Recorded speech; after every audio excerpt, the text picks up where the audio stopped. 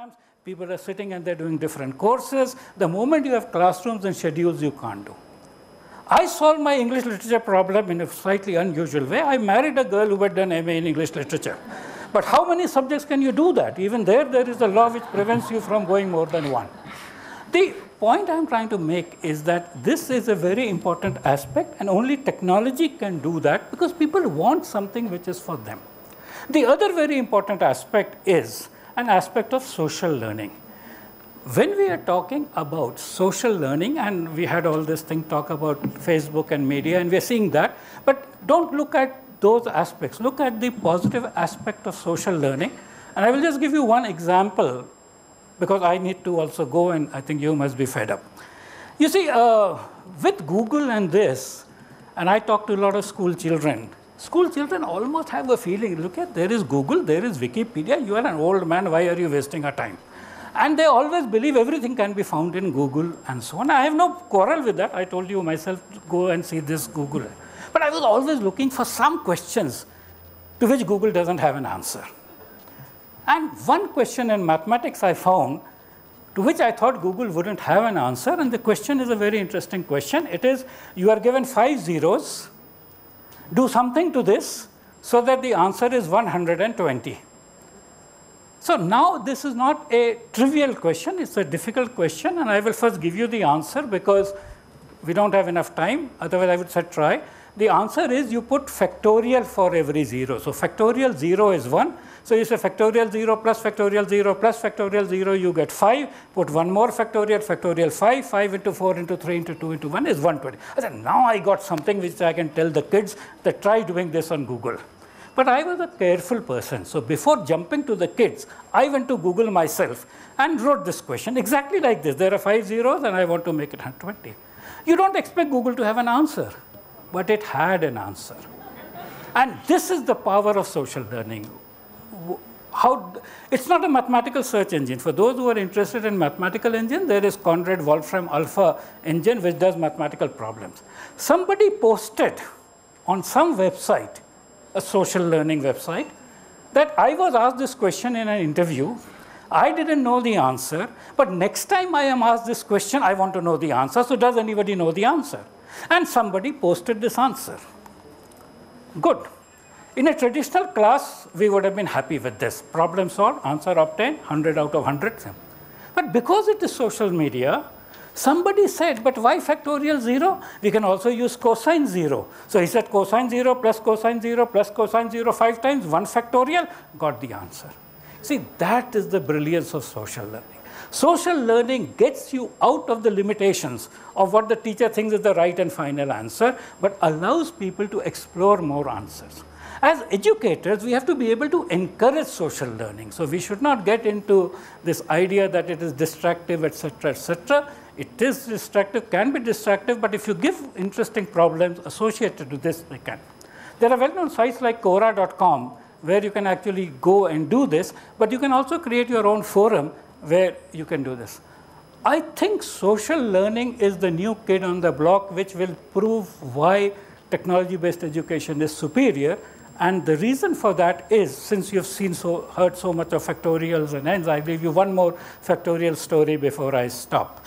So when you have n people who are studying, if your teaching methodology is the traditional didactic teaching which was meant for one-on-one, the larger the group, the more ineffective the teaching. That is why you don't have classes of more than 40. Although you have 3 sections, 4 sections, you could teach all the 160 people together. But our belief is that it will deteriorate because it goes as 1 upon n. But if your teaching was a social teaching, which is not that my knowledge is being transmitted and decayed, but knowledge is being constructed by the group before me. If there are n elements before me, the connections they make is n into n minus 1 upon 2, which is n squared.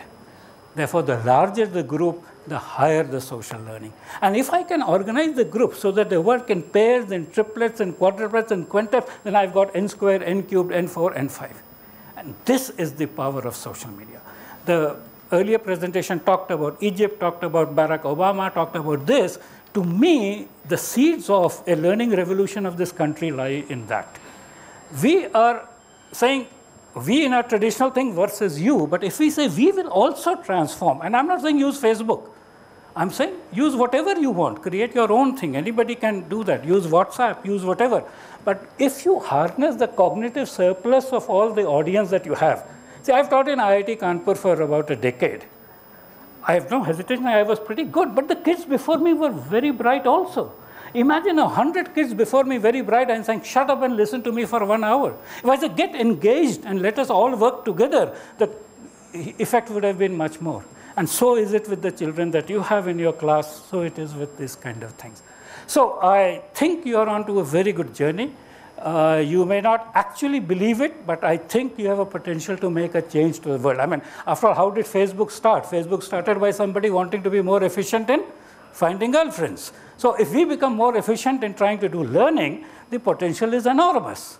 And whether you look any of these things, Facebook, Instagram, whatever, there's few skills to learn. One thing which has been missed out, which I think is very interesting, is the use of infographics.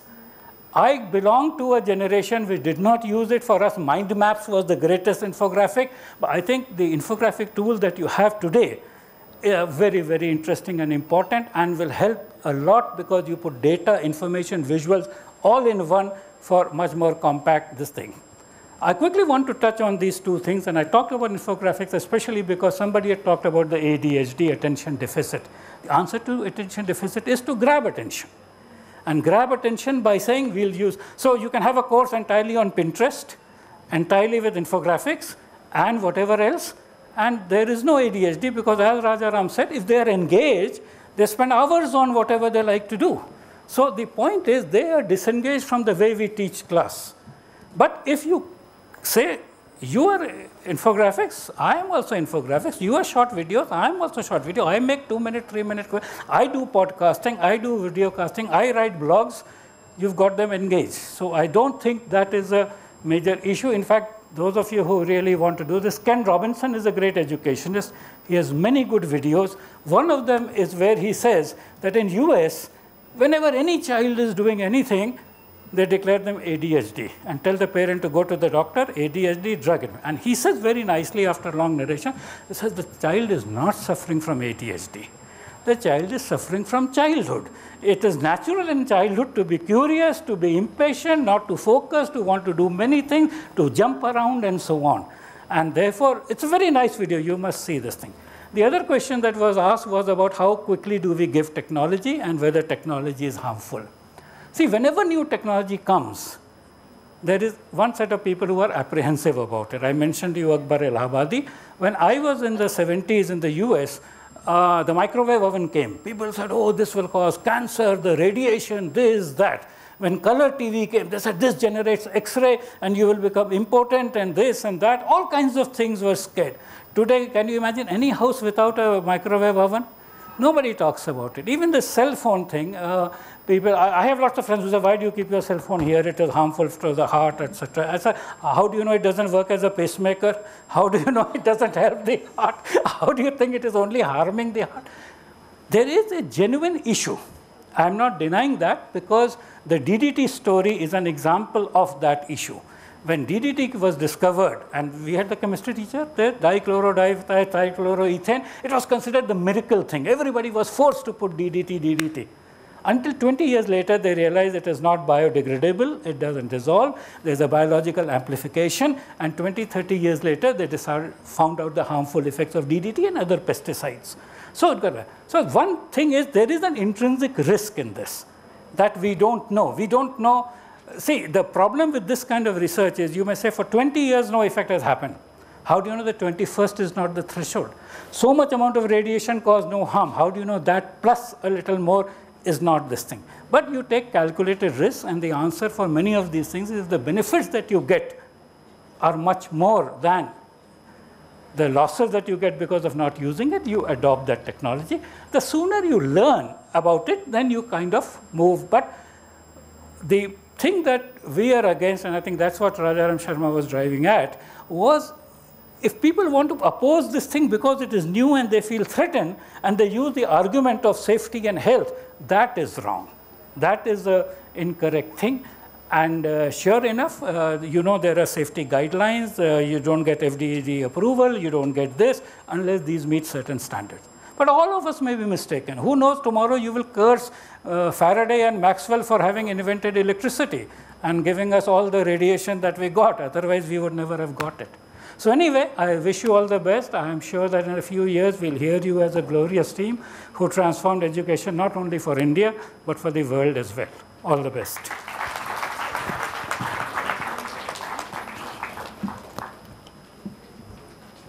Sir, thank you very much for being patient with us and listening to all our thoughts and also sharing your experiences with us. We are very, very grateful to you. We have learned a lot from you, sir, and tried to implement it in us. So probably we'll run a Pinterest course and a Quora course and sir, infographics. Professor Pan, thank you so much for being with us and for coming all the way from Delhi to lead a group of about 70 teachers to a new journey. Yes, they're all going to be pioneers of ICT in their schools. Thank you, and we look forward to joining. Sir, we already have a new project in hand, and next week we'll request you to join us at the DPS HRD Center to discuss it. Thank you so much, and have a safe journey. We break for tea. Tea?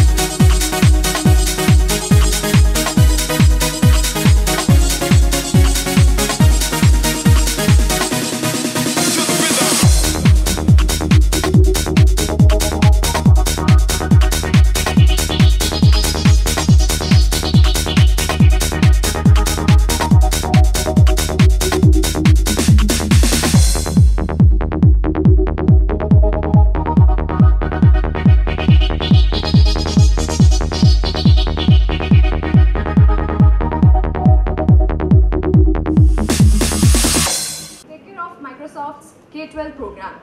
So actually we are really hard pressed on time. So I'm quickly going to run through each and every slide. If you want to have any questions, we'll have a round of questions in the end.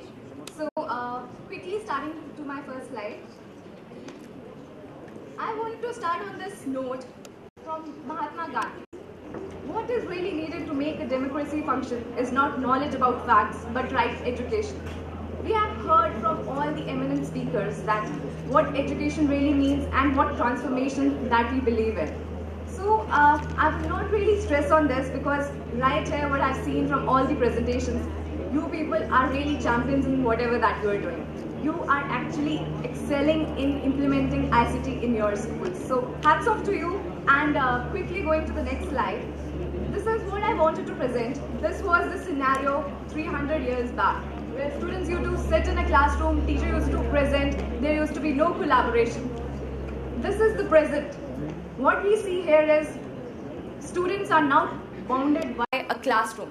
They can sit anywhere, they can start collaborating, they can work on a PC, mobile phone, WhatsApp, Facebook, anything. So they are not limited by a PC or a social channel or a teacher. What they need is just a uniform collaboration. So this is the future. We actually don't know what is there in future. We don't know whether it's going to be AI, it's going to be teleporting, it's going to be some artificial intelligence or some artificial assistant that would have. We know that currently we have a lot of technological things coming up, but we have to encompass our students what is going to be there in the future. We have to actually enable them so that they are ready to foresee or actually implement what is there going to be in the future. So this is the modern student, anytime, anywhere learning. They are not limited by a Facebook, they are not limited by a mobile phone, they are not limited by a tablet, they are not limited by a PC. What they want is just a scenario, just a thing, just an idea. One thought that I really want to bounce here is, what is cloud sourcing? One student just bounce an idea, they reach out to blogs, they reach out to people, they start collaborating, they start working on a project. They just need proper guidance and tool. What I'm going to present here is the vision here, that what tools we can actually implement in a classroom to make this transforming learning. So here we talk about what is Microsoft's vision of doing in Microsoft education. We are bringing you a one-stop solution, which is actually enables teachers, students, administrators, school leaders in coming to a one platform and actually enabling anytime, anywhere learning. This is our vision. This is what we believe in, anytime, anywhere learning. So quickly running about what all programs that Microsoft is running in education. We have programs in K-12, higher education, for students, and professional development. If I just quickly run through what is a program that we are running for K-12 government sector, this is a Shiksha program. We have reached around 7 lakh teachers. They have been trained on basic ICT skills. These teachers actually didn't know how to use a computer. So we have actually gone to these government institutes and trained these teachers. Similar program we have for higher education, where we go to government universities and teach them, train them on what is ICT, what is the technology.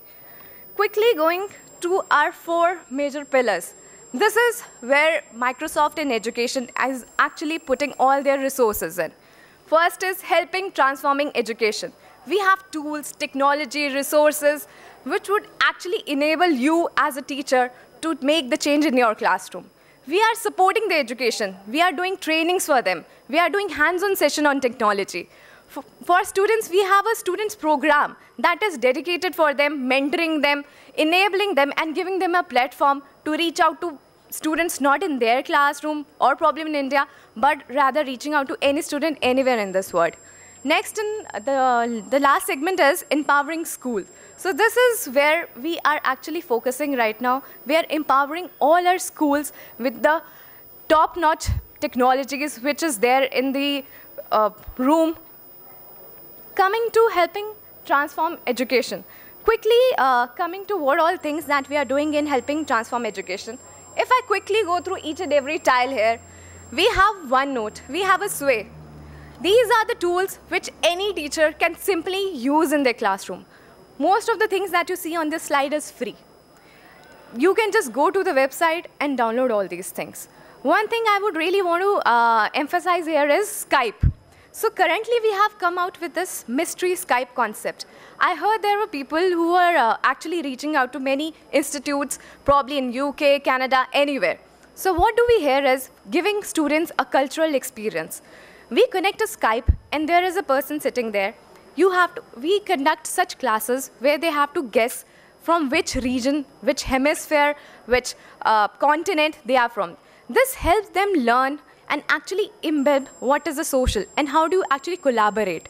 So we are bringing the classrooms far beyond the 4 walls of your schools, rather than reaching out to all the students that are available in this world. Talking about Bing, we have seen that probably when we are searching, there are a lot of ads popping up. We have customized that. Now you can have ads-free search in your school by using Bing in the classroom. Again, talking about Next thing that I wanted to cover was OneNote. This is one of the power tool that we have currently. I have seen that everybody is making notes on their paper. Once you go back, all those papers are lost. But this OneNote is a collaborative tool which you can actually keep in for yourself. You can connect OneNote on your laptop, tablet, or your mobile phone. If you type anything once on your phone, this actually reaches out to your tablets. So you can keep notes as long-lasting as you want. Quickly coming to Skype, this is again reaching beyond the walls. You can be in touch with your educators, students, or administrator. This is the way forward. You don't want to just show the presentation to the students, rather than you want their teachers and students to work on one project, probably remotely working on some other region. You can actually mentor students in some far-fetched regions also. Coming quickly to the next slide is Sway. I have seen that all of you teachers have been presenting using PowerPoint and majorly similar stuff, but this is the way ahead. This is just one tool where you simply copy paste your text and it comes up in a very nice textual as well as visual formats. All tools, templates are already there. You just simply use it. And again, this is free of cost. Coming next to, this is one stop, you can't see the URL, but this is educaternetwork.com. This is a portal that we have for only educators, where you can go collaborate with teachers. Currently on this portal, there are 1 million+ users registered. We have community for them where they can discuss whatever ideas that they have. You have hot topics. You have your learning activities. What do we mean by learning activity? Probably if I want to teach mathematics in my classroom and I want to know what are the innovative ways that I can do it, this is the portal for you. Ready-made solutions, ready-to-use materials for you. Probably go there, explore yourself. And this is an amazing platform, free of cost. Just register yourself and see how many tools and resources that you can actually explore. Coming next to the supporting educators. So this is one of the pillars that we are investing hugely. Microsoft is investing hugely in the educators currently. We teach, train, do professional development workshops for dedicated teachers. We want to actually recognize the teachers who are doing great work in ICT. We want to celebrate their stories. We have a dedicated program here, which is called Microsoft Innovative Educator Program. Now, talking about all these programs here, we have Classroom of the Future workshops, where there is hands-on training sessions conducted for your school teachers on the latest technology. We have teaching with technology curriculum. What do we mean by teaching with technology? What do we do here is, if we have to present something to a class, we just copy-paste some of the text, put it in a PowerPoint presentation, put some visuals, we are done with it. This is not teaching with technology. Teaching with technology means, if I have to teach something, how can I embed tools in that? I have seen a teacher who once taught, there's a teacher, Dilip, who is from Villapuram district in Chennai. He has no technology. He just got one laptop. He has no infrastructure in his classroom. What he does is get one laptop. He has created one app for students. He is teaching English. So students one by one come to that particular laptop, touch all the alphabets, and then pronounce it. So this is the way that you are actually using technology. You are just not presenting something up on the slide and students are making notes. You are experiencing it. You are imbibing that in your day-to-day teaching. Coming next to, then again I want to talk about Global Forum. So this is a forum, this is only for educators. All teachers across the world who are doing great and immense work in the ICT are celebrated and represented here in the Global Forum. Last year, around 7 educators from India represented India in the Global Forum.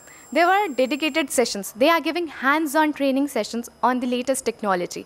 They reach out to the top-notch people, the product technologies, educationists, bureaucrats, everyone. This is a global platform where you have no boundaries, but you can reach out to anyone, anytime. Now, talking about MI Expert, this is a program that Microsoft runs. Again, this is open for educators currently. What do we do here is we select currently some educators. This is a nomination process. You submit a project, and these teachers are selected. There are around 28 expert educators currently in India, pan-India. So we give them dedicated platform where they reach out to another 200 teachers. We give them professional development classes. We give them a platform. There is a whole media coverage. We celebrate their stories. We ask them to come and reach out and speak. They are given opportunity. So this is a place. They are given perspective, like how you can actually go beyond the four walls. You can go beyond your state, your probably city. So these are the expert educators who are the flag bearers for us. Now coming to the Microsoft Innovative Leadership Award, again all these teachers apply here, they submit their projects. Again, this is open, this is a live competition. Last year we reached around 726 projects. So currently we are looking to actually blast the numbers and reaching around to 10,000 plus teachers. We select the handful and they are given the opportunity to represent India. They get to go to one of the global forums, probably in Dubai or somewhere, and they represent India and Microsoft. Coming next to the students. This is a program that is run by Microsoft as student ambassador. So this is a picture that I've taken from this year global forum that happened in Redmond. There are Indian students who also represented India. Around 6 students across 3 schools were there. What do they get here? So this program is actually for the students, by the students. There is a whole global platform community for them. They reach out to each other, they talk, they share practices. So I have seen in that global community that every student everywhere has similar problems or they have similar ideas. So they want to reach out and they actually want to understand going beyond the country walls or the social walls and how the students are doing in the other regions. So this is a global opportunity for all the students. Probably you can nominate students from your school and they are given an opportunity to be mentors. They are actually trained by a technical evangelist. There are application development workshops for them. There are professional development workshops for them. There are mentoring sessions for them. There are Skype sessions. There are webcasts. So there's a whole lot of opportunities open for the student ambassadors. Now quickly coming to the next part, which is for schools. I'm sorry if I'm being very fast because we are hard pressed of time. Again, coming to the schools. So this is what we are doing for the schools right now. We are partnering with a lot of partners who come up with a amazing LMS solution, which my colleague here would be discussing. Again, I want to cover the showcase tool story. In schools, we are actually picking handful of elitist of elite schools pan-India. We have a target of reaching around 20 elite schools. These schools would be named as showcase schools. So these schools are the flag bearers for us. We give them opportunity to showcase what they have been doing in their schools. I can see in this particular room that all your schools are doing great work. You have already submitted your work. So currently your background work is done. Just nominate yourself for this program. We'll be selecting the toppest of top. Those two showcase schools would be eligible to nominate student ambassadors. They'll be eligible to nominate their teachers for MI expert. They are given a global opportunity to reach out and probably represent India in many of the global forums. They are given opportunity to actually speak in a lot of forums. Maybe you would be the next person probably standing inspired instead of me and representing Microsoft. You are giving that opportunity. Or probably you can mentor other schools. Because if you have been doing such amazing work, it needs to be shared with other schools also. So this is the showcase schools for you. There is a lot of, again, the benefits that we have. They are given a Yammer dedicated community. We actually tell them if this is the level of your ICT enablement, now you can reach out to this particular level. There is proper mentoring by subject matter experts here. There is a proper framework that we want you to implement in your school to reach out to the utmost in global level. Because here you are competing with global schools. This is not about India, this is about global stuff. Now, if you have any questions, we'll be taking the last round. I would ask Bhaskar to take the next. Good evening. My name is Bhaskar Joshi, and I'm going to talk about a little detail on some of the technologies which Swati touched upon in her presentation.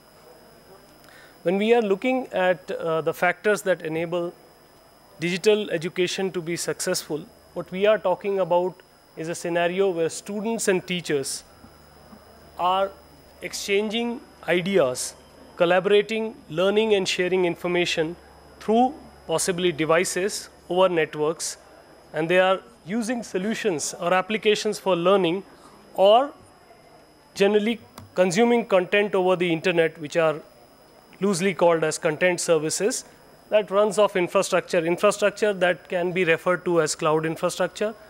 Therefore, we have what we call as the Microsoft EduCloud.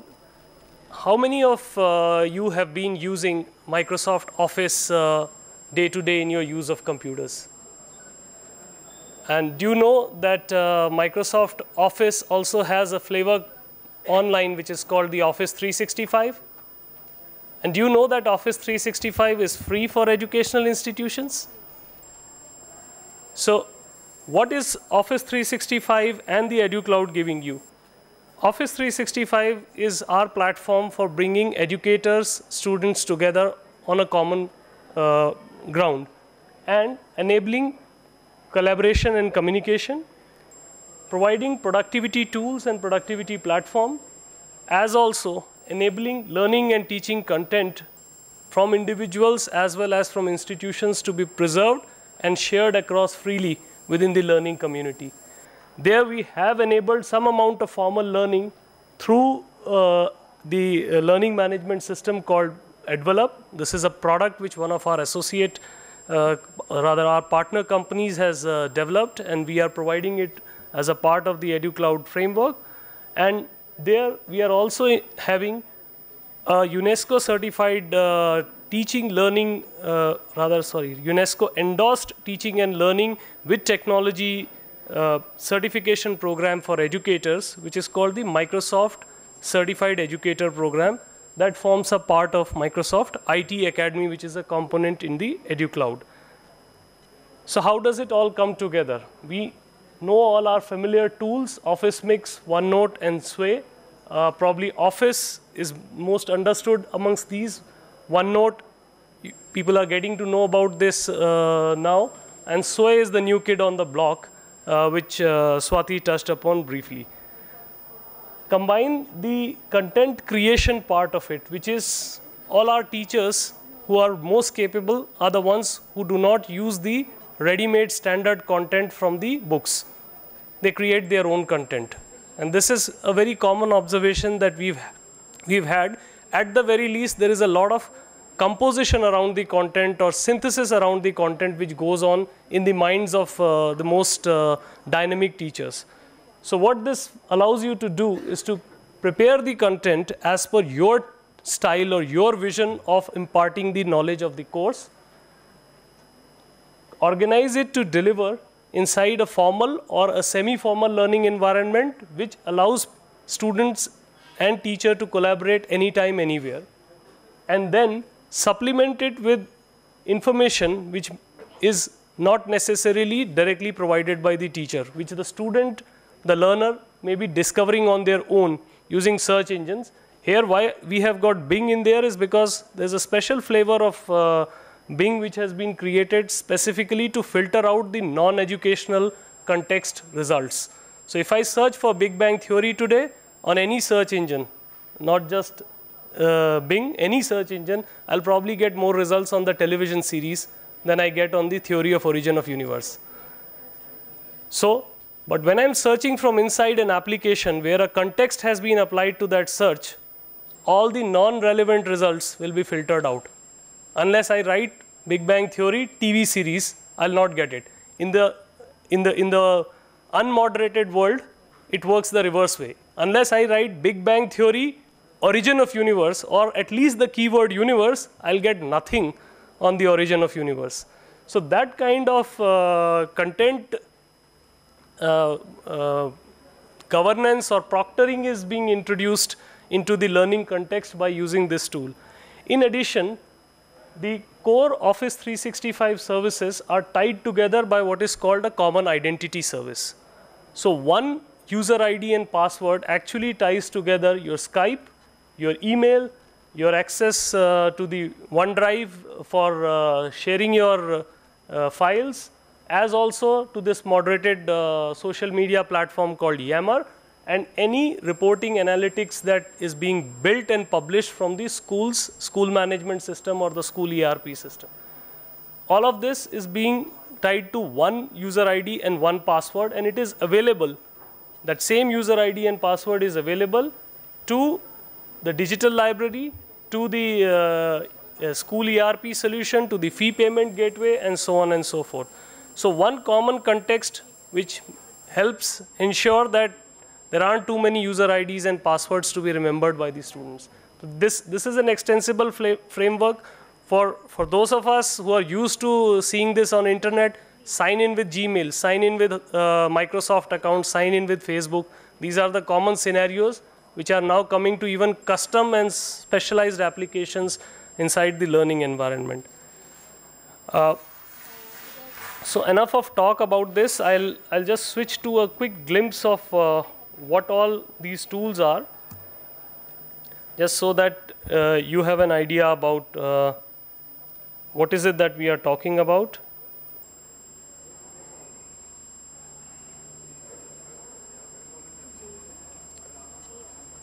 So PowerPoint, in PowerPoint online flavor is just as good. There's no loss in fidelity of the presentation. I could just switch this and start running the same presentation from the cloud, what I was running from the local PowerPoint here.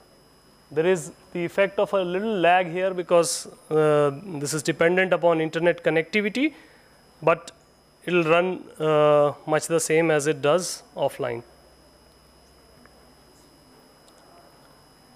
So in the OneDrive environment, I could start any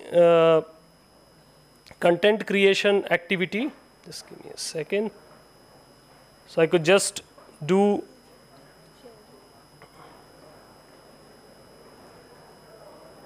a Word document, an Excel, a PowerPoint, a OneNote notebook, and whatever I create here is available seamlessly, much the same way here, or I could just say edit in Word, the way it looks here or the way it looks inside the Word application will be one and the same. Or in the OneNote case, I could create here, and there is a OneNote which is running.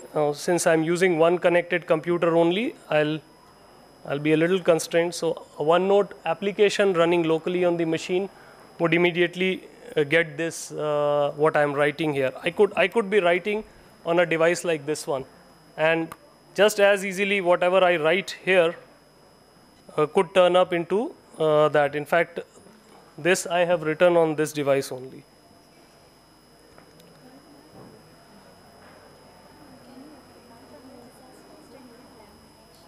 So while I spool this up, I could just switch back to the, so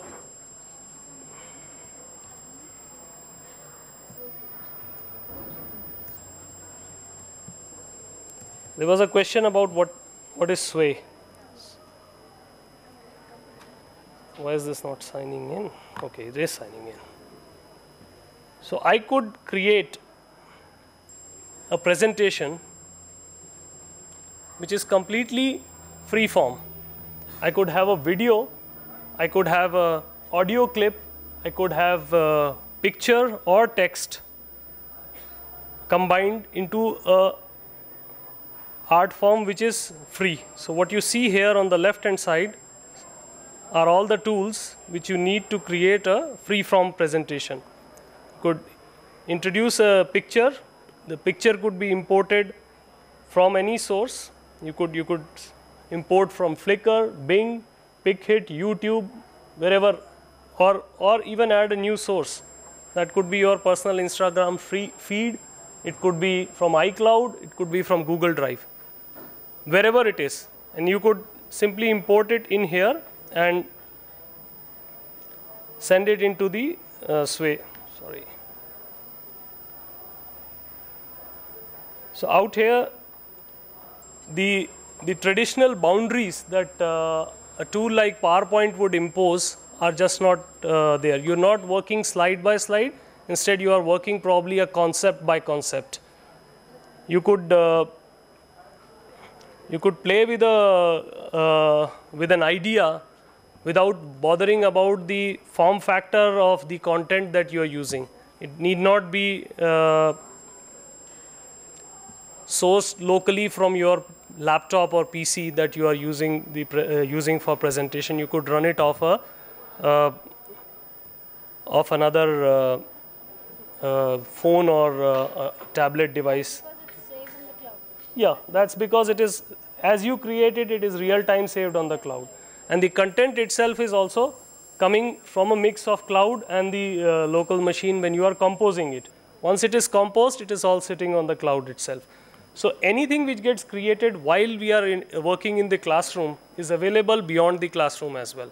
So every student who is having an ID on Office 365 can potentially go home and see what was created or formulated or discussed inside the classroom. Is there a limitation on numbers, or it could be the strength of the school? It is the strength of the school. You opt for EduCloud as an institution, and the entire student and teacher community gets access to the same set of tools. So that's a slide which I had, but I did not. And this is free as well? So the online tools are all free. However, the offline version of MS Office and the Windows continues to be a charged product, but there are, I would say, campus-wide licensing models that we have now, which are based on the faculty members, number of faculty members who are computer users.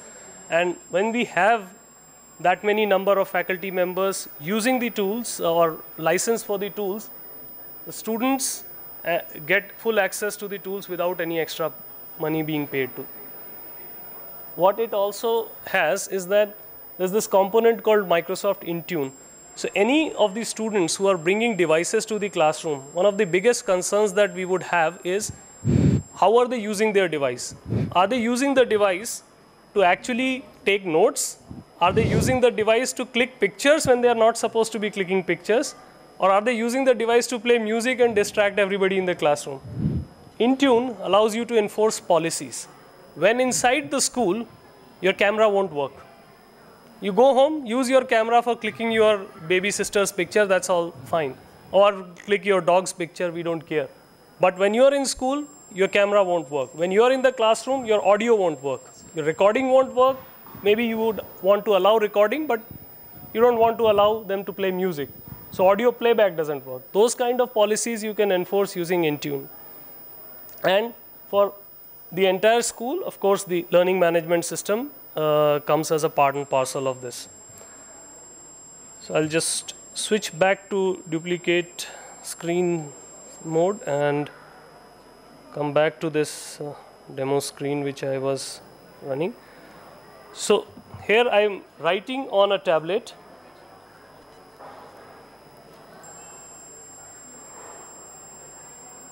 And this is the online version of the same notebook, which as this device syncs up over the internet,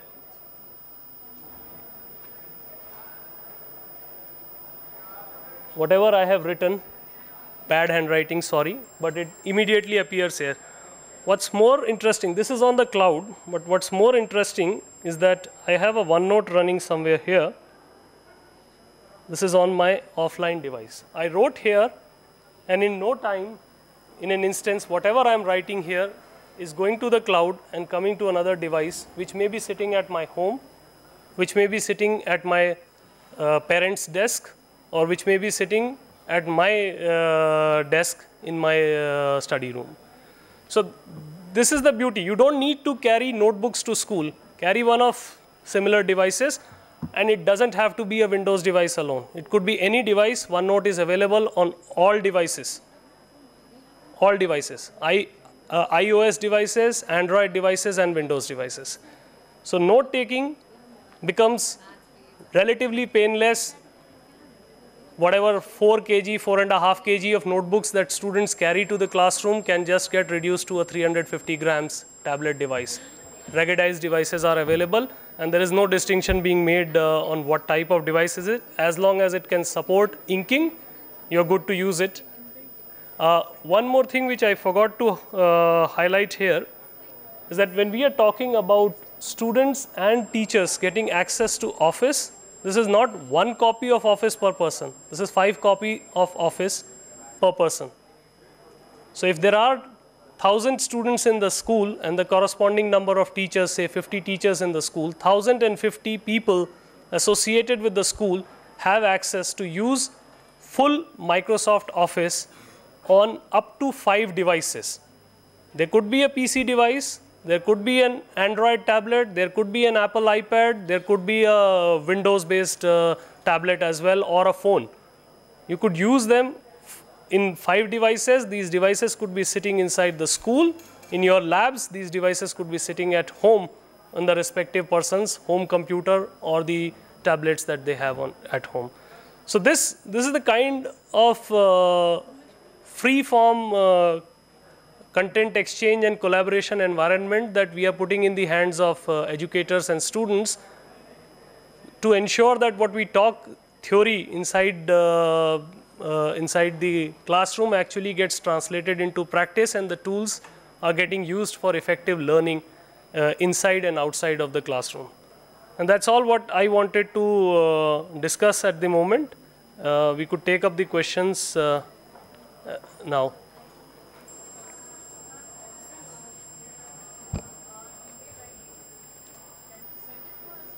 The slide deck? Yeah, we can give you the slide deck. They'll just share it with us and we put it up on the Google site. Okay, they will? They will. So Yeah. that we have access to it because it's a lot. Exactly. So she said she'll share it with us on email and then we'll put it up on the site. Okay. Yeah, because there's so much in it and it's difficult to recall. Okay. It was supposed to be an hour-and-a-half session, but because we have to run and catch our flights right now, Yeah. we have rushed through everything. Okay. No, it's interesting, but it's a bit too much, suddenly it doesn't, the attention is quite poor. And it's the end of the day as well. End of the day. Really sorry about that. No, and it's interesting, but we need to know more, spend some more time on it. So if it's available to us, then we can browse through it and understand it better. Absolutely. So this presentation deck is available. We are leaving it here with you. Do that. We can even upload it on a site that you suggest, however you want to. Upload it on the website. Yeah. So this is all information that is meant for your use only. Yes. Because unless educators and schools come onto the Showcase School program, unless educators and students participate in our teaching, learning with technology programs, I mean, these programs are all marketing jargon written on PowerPoint, nothing more than that. You also have your addresses, your cards. Yeah, I'll leave the card with you. So any questions on any of the technologies or the programs that Swati spoke about? Yeah.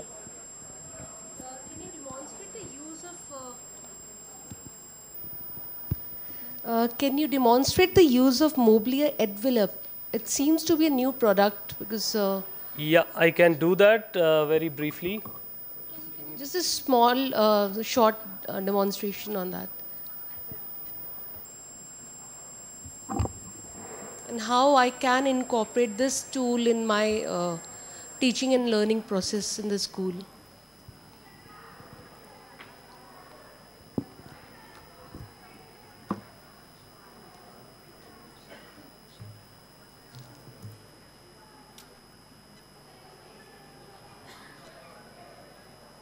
So this is a typical screen. You'll pardon me for this looks more like it is meant for a higher educational institution, but there's a flavor of this for school education as well. The tool comprises of an interactive dashboard on which all the respective teaching, learning related activities are being highlighted by the respective areas, here we have got what are called course modules on the extreme left, wherein along with the course content, what is going on inside the course is also being given as a sneak peek to the educator. This profile is that of an educator. The educator is viewing a particular course that they have been running, where the assignments that they have published, assignments which have been submitted, overdue, draft, etc., all of that is visible. Now, if this educator were to go into any of these courses, they would be able to see how each of the artifacts for that course have been run by the individual students, whether they have done their submissions on time, whether the course material has been posted. If it is a section in charge or a school principal, they can see whether the course material for that course has been posted as a part of the course area. What all assignments have been assigned to the class. There may be assignments which are assigned to a subset of the class, not the entire class. Like for example, if I am running a lecture, if I am running a class on this subject called marketing 3rd semester, and I want to schedule an assignment, I could just do it. Okay. So is this more of an assessment tool? Not really. You could actually run the entire course out here. You could just post all the content in the content library. I'm sorry I didn't show you the content library. That's where I should have begun. Ma'am, this is a learning management software. So not only assessments, but a lot of your other work can also come in, which is monitoring students in terms of attendance, submission of assignments, course content transaction of homework. A lot of things can happen on that. You will find versions of it if you go and Google for Microsoft 365 EduCloud. You will find demos of this. It's available, short videos that will run you through this thing. But I think it's a great thing to have for schools to have, because a lot of people can work in together with that. Most of the labs are installed on Windows, so correct. Every time we are working on Windows environment, so I think this could be a great tool to use. Sure. Yeah. I'm going to have to say goodbye to Bhaskar and to Swati, because they have a flight very soon, and should they be longer here, they're going to miss the flight, right? So thank you. Do share this with us, and we will put it on our site, and then share it with many schools. And I think if any of you want to do pilot runs in your schools, you could get in touch with them. We'll put their emails up for you on the site as well, because they come and do programs in schools. And it would be good for schools to try it out for themselves in their environments, and then choose what works for them and what doesn't work for them. But Microsoft does a lot of this through Learning Links Foundation and directly as well, right? Yeah. So we'll leave their phone numbers and emails also on the site, and you could contact them thereafter. Thank you, and apologies for rushing through this. Unfortunately, we are running late for the flight. Thank you very much. Thank you.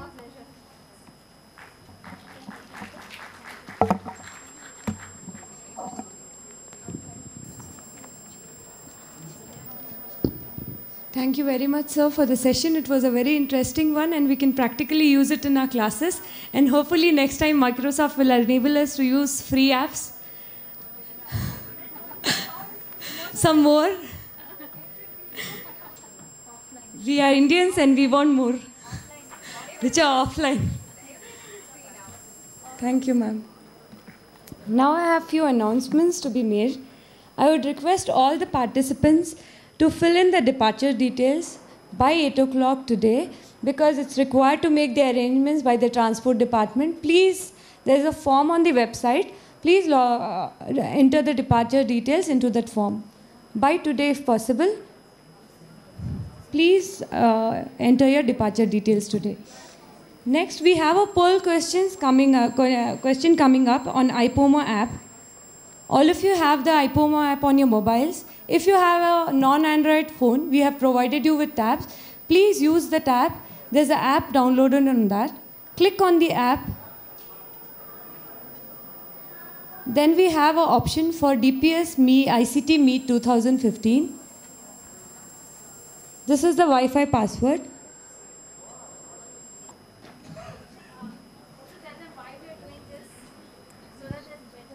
Yeah. Hello. We need a better connectivity for tomorrow, so we have a password-enabled Wi-Fi. All of you can enable the Wi-Fi now and can use the IPOMO app for the poll question. The question is already there in the poll. And we also need you to fill up a feedback form, which is there on the IPOMO app. Your feedback is very valuable to us. Please give your feedback. It's available on the IPOMO app. Yeah. The feedback has to be filled before you leave. Please give your feedback before you leave. Also tell them that there's this QR code question. Yeah. In your files, you'll find a questionnaire with a QR code at the bottom right. So you need to download the QR code. You've done it? Wonderful. How many of you have done that? Because that could be a great, thank you very much. The others could do it as well. You just need to download the QR code app and you could run your mobile on top of it and you will find answers to the questions. You could use this as a tool when you're testing children for assignments. It's a wonderful tool. So those of you who want to do something overnight and have some fun with the QR code app can do that as well.